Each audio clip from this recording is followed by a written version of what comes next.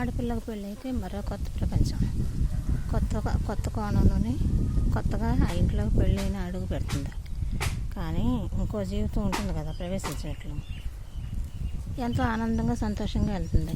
కానీ అక్కడికి వెళ్ళిన తర్వాత అత్తగారు తిడితే అత్త తిట్టినా భరిస్తుంది, మామ మాటలన్నా సహిస్తుంది, భర్త కొట్టినా భరిస్తుంది. కానీ పుట్టింటికి వచ్చి అత్తింటి బాధలు చెప్పుకోలేదు, అత్తింటి బాధలు పుట్టింట్లో చెప్పుకోలేదు.